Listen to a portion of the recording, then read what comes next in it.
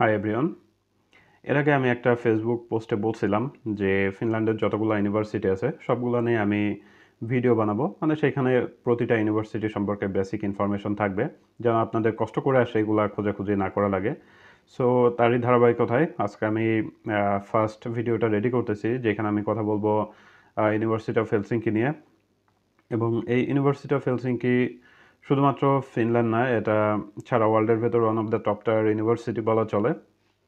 And এটা হচ্ছে ওয়ার্ল্ডের টপ 1% রিসার্চ ইউনিভার্সিটির ভেতর একটা।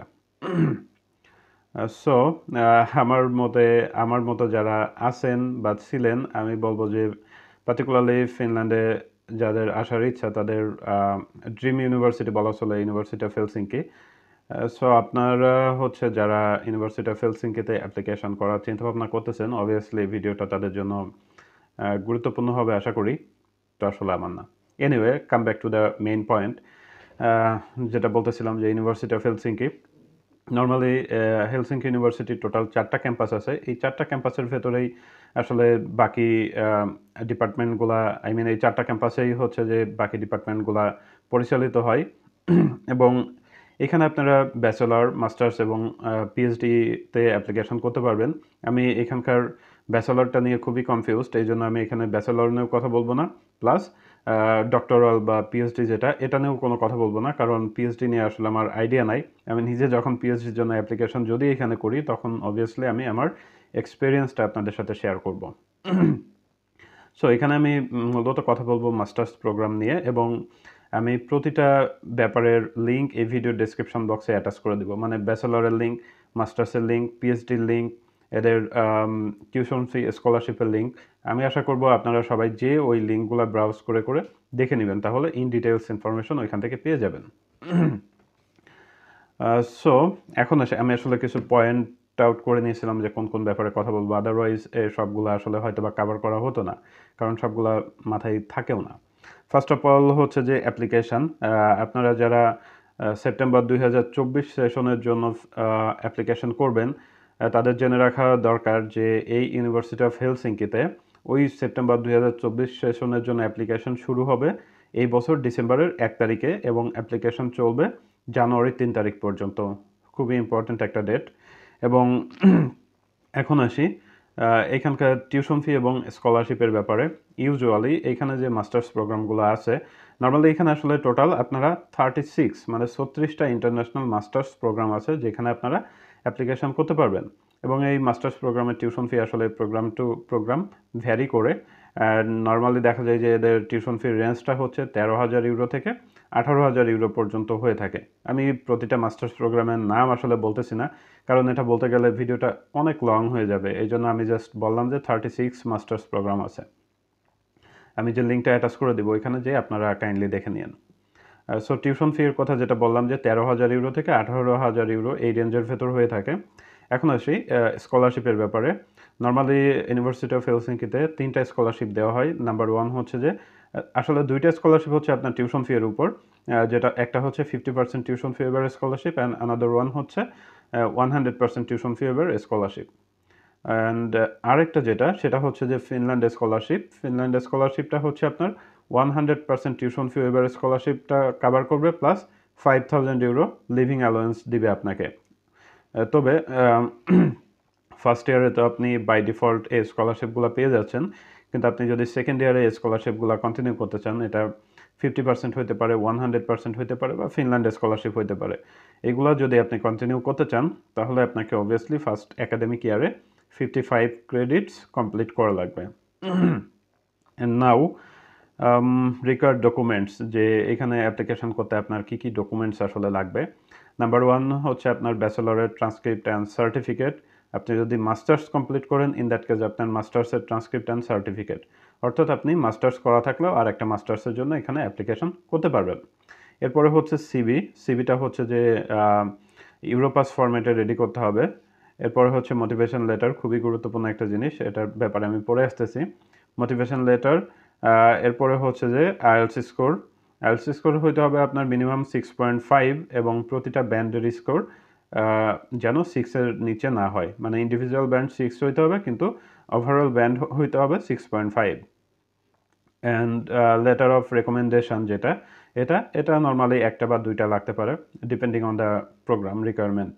অ্যান্ড আপনার পাসপোর্ট। সো এই ডকুমেন্টেশনের ব্যাপারে কিছু কথা পরবর্তীতে বলবো। এই ছিল মোটামুটি আপনার basic information university of Helsinki নিয়ে। খুব শর্টকাট আমি বলে দিলাম, কিন্তু আদার্স যে কিছু টিপস বা ডকুমেন্টেশনের ব্যাপার যেটা ছিল সেটা নিয়ে একটু কথা বলি। সেটা হচ্ছে ইউনিভার্সিটি অফ হেলসিঙ্কিতে আপনি যখন অ্যাপ্লিকেশন করবেন আপনার ডকুমেন্টগুলো এদের দেখবেন যে কান্ট্রি স্পেসিফিক ডকুমেন্টস রিকোয়ারমেন্ট আছে, তখন এরা এদের রিকোয়ারমেন্ট মানে বাংলাদেশের রিকোয়ারমেন্ট অনুযায়ী বা বাংলাদেশের ডকুমেন্টের ক্ষেত্রে তাদের রিকোয়ারমেন্টটা হচ্ছে আমাদের ডকুমেন্টসগুলো অ্যাটাস্টেড থাকতে হবে। সো অ্যাটাস্টেশনের জন্য আপনি যেটা করবেন সেটা হচ্ছে যে আপনার ব্যাচেলর হোক বা মাস্টার্স হোক এই ডকুমেন্টসগুলো ইউনিভার্সিটি থেকে নেওয়ার পর আপনি ইউনিভার্সিটির রেজিস্টার অফিস থেকে অ্যাটাচ করাবেন। এরপরে হচ্ছে ওই ডকুমেন্টগুলো আপনি এডুকেশন মিনিস্ট্রি থেকে অ্যাটাচ করাবেন and finally foreign affairs ministry থেকে অ্যাটাচ করাবেন। এটা চলে গেল ডকুমেন্ট অ্যাটাস্টেশনের ব্যাপারটা। অ্যান্ড অ্যানাদার থিং হচ্ছে যে হেলসিঙ্কি ইউনিভার্সিটিতে আবার আপনার ডকুমেন্টস হার্ড কপি সেন্ড করা লাগে বাই কুরিয়ার। অর্থাৎ আপনি যখন অ্যাপ্লিকেশন করবেন, অ্যাপ্লিকেশন ক্লোজ হওয়ার পরে হয়তো বা 1 সপ্তাহ বা 2 সপ্তাহ সময় পাবেন। এই সময়ের ভেতরে আপনার ডকুমেন্টসগুলো যেন এই ইউনিভার্সিটির অ্যাডমিশন অফিসের কাছে এসে পৌঁছায়। এই জন্য আপনি যখন অ্যাপ্লিকেশন করবেন তখনই হচ্ছে যে অ্যাকসেপ্ট ডকুমেন্টস আপনি এই এদের যে অ্যাডমিশন অফিসের যে অ্যাড্রেসটা দেওয়া আছে ওইখানে কুরিয়ার করে দিতে পারেন। এটা নর্মালি 2000 বা 2500 টাকা মতো নিতে পারে। And another thing, motivation letter, এটা খুবই খুবই গুরুত্বপূর্ণ। একটা ব্যাপার মনে রাখবেন, সেটা হচ্ছে যে আপনার রেজাল্ট যাই হোক না কেন, আপনার এই অ্যাডমিশন পাওয়া বা স্কলারশিপ পাওয়াটা মানে মোটিভেশন লেটারটাই আসলে কাইন্ড অফ ডিসাইড করে বলা চলে। সো আপনার রেজাল্ট যাই হোক না কেন, আপনি যদি সুন্দর একটা মোটিভেশন লেটার লিখতে পারেন তাহলে হচ্ছে যে আপনি অবভিয়াসলি অফার লেটার পাবেন প্লাস স্কলারশিপও পাবেন। এখন কিভাবে মোটিভেশন লেটার লিখতে হবে কি না হবে এটা নিয়ে আমার ভিডিও আছে, বাট এটার অ্যাপ্লিকেশন যখন শুরু হবে তখন এটা নিয়ে আমি আবার হচ্ছে যে ভিডিও রেডি করব আপনাদের জন্য।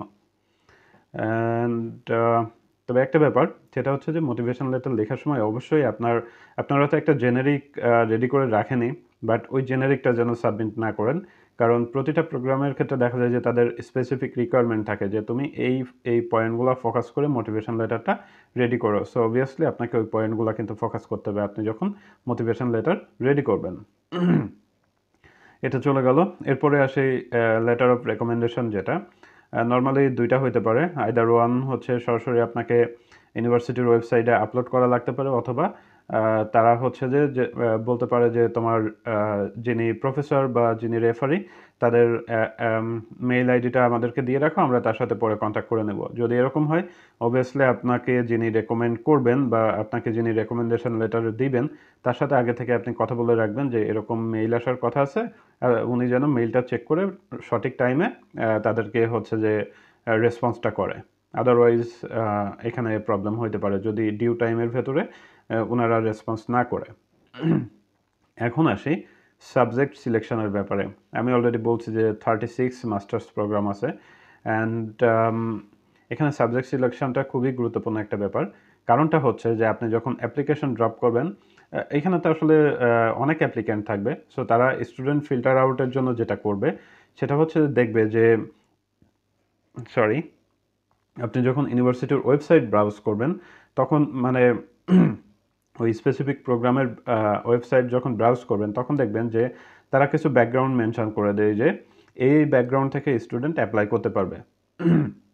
এখন আপনি যে প্রোগ্রামে অ্যাপ্লিকেশন করবেন আপনি যদি ওই ব্যাকগ্রাউন্ডের ভেতরে না পড়েন তাহলে অবভিয়াসলি আপনাকে ওই প্রোগ্রামটাতে অ্যাপ্লিকেশন করা অ্যাভয়েড করা উচিত। কারণ যেটা বললাম যে তারা ইনিশিয়াল স্টুডেন্ট ফিল্টার আউট করেই হচ্ছে ওইটা দেখে যে তারা যে ব্যাকগ্রাউন্ডগুলো মেনশন করছিল স্টুডেন্টগুলো ওই ব্যাকগ্রাউন্ড থেকে আসছে নাকি ওই ব্যাকগ্রাউন্ডের বাইরে আছে। যখনই দেখবে যে আপনি ওই ব্যাকগ্রাউন্ডের বাইরে তখনই কিন্তু আপনাকে তারা ইনিশিয়াল ফিল্টারিং স্টেজেই রিজেক্ট করে দিবে। ওকে, কারণটা হচ্ছে কি অ্যাপ্লিক্যান্ট অনেক বেশি থাকে। সো এই প্যারামিটারগুলো ফিক্স করলে তাদের স্টুডেন্ট ফিল্টারিংয়ে সুবিধা হয়।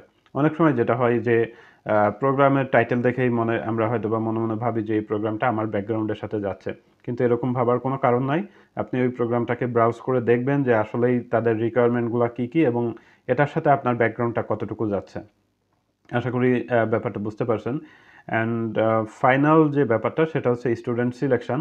স্টুডেন্ট সিলেকশনটা আসলে দুইভাবে হইতে পারে। নাম্বার 1 হচ্ছে যে আপনার ওই যে ডকুমেন্টসগুলোর কথা বললাম, ওই ডকুমেন্টসগুলো সাবমিট করার পর ওভারঅল ইভালুয়েশন, মানে ওই ডকুমেন্টসগুলোর ওভারঅল ইভালুয়েশনের উপর বেস করে হতে পারে, অথবা ওই ডকুমেন্টগুলো ইভালুয়েশন প্লাস ফাইনালে একটা ইন্টারভিউ, এই ইন্টারভিউর উপর বেস করেও হতে পারে। মানে আপনার প্রোগ্রামে ইন্টারভিউ থাকতেও পারে, স্টুডেন্ট সিলেকশনের জন্য ফাইনালে ইন্টারভিউ থাকতেও পারে, নাও পারে। এটা আসলে প্রোগ্রাম টু প্রোগ্রাম ভ্যারি করে। এই ছিল মোটামুটি ইউনিভার্সিটি অফ হেলসিঙ্কি নিয়ে বেসিক ইনফরমেশন। আশা করি আপনাদের আর কষ্ট করে হচ্ছে যে ইনফরমেশনগুলো খোঁজাখুঁজি করা লাগবে না। বাট আমি যে লিঙ্কগুলো অ্যাটাচ করে দেবো ডেসক্রিপশন বক্সে, অবভিয়াসলি আমি চাইবো যে আপনারা ওই লিঙ্কগুলো দেখে একটু আরও ডিপ একটু আইডিয়া নেওয়ার জন্য। এখন আরেকটা ছোট্ট টিপস, সেটা হচ্ছে আপনাদের যদি কোনো কিছু জানার থাকে, অনেক সময় হচ্ছে আপনারা আমাকে জিজ্ঞেস করেন বা গ্রুপে পোস্ট করেও দেখা যায় যে কোনো রেসপন্স পান না। এজন্য সবচেয়ে বেস্ট ওয়ে হচ্ছে যে আপনি যে ইউনিভার্সিটি সম্পর্কে জানতে চাচ্ছেন, আপনি ওই ইউনিভার্সিটির অ্যাডমিশন অফিসে মেইলটা করেন, দেখবেন তারা আপনাকে খুব সুন্দরভাবে বুঝিয়ে দেবে। কারণ অ্যাডমিশন অফিসের দায়িত্বই হচ্ছে যে একটা স্টুডেন্টকে অ্যাসিস্ট করা, অ্যাডমিশন রিলেটেড বা university related, particularly admission related যে কোনো ইনফরমেশন দিয়ে একটা স্টুডেন্টকে হেল্প করা। সো আপনারা হচ্ছে ওই স্ট্র্যাটেজিটা ফলো করেন, দেখবেন যে আপনাদের ইনফরমেশনগুলো আপনারা অনেক দ্রুত পাচ্ছেন এবং অনেক সঠিক এবং অ্যাকুরেট ইনফরমেশনগুলো পাচ্ছেন। So that's it.